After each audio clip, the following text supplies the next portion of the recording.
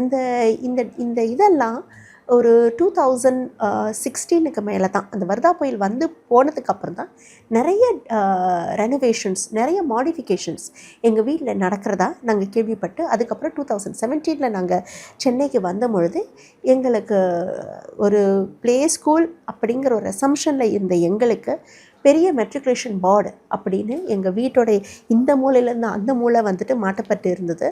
அப்புறம் எங்களோட வந்து 1 ஃப்ளோர் தான்.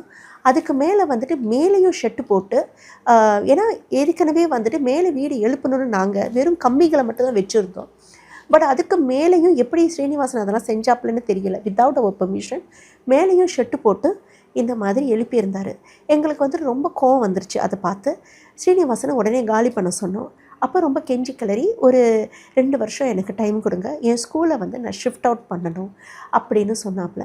அப்போ நாங்களும் வந்துட்டு திருப்பியும் ரெண்டல் இதுக்குள்ளே போகணும், ரெண்டல் கான்ட்ராக்ட் சைன் பண்ண சொல்லி அப்போ 8000 ரூபாய் ரெண்டல் ஆக்கி 10,000 ரூபாய் முதல் கேட்டோம். ஸ்ரீனிவாசனுக்கு வசதி இல்லைன்னு சொன்னது வாசி 8000 ரூபாய். இனி இந்த ரெண்டலை அக்கௌண்ட்டில் எங்களுக்கு ரெக்கார்ட்ஸ் வேணும், ஏன்னா அதுக்கப்புறம் நாங்கள் இந்த பிக்சருக்குள்ளே வர ஆரம்பித்தோம்.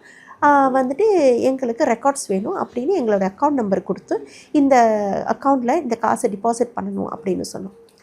ஒன்ஸ் எப்போ அந்த 8000 ருபீஸ் ரெண்டலாக மாறினதோ ஸ்ரீனிவாசன் அதுக்கப்புறம் ரெண்டல் கட்டவே இல்லை.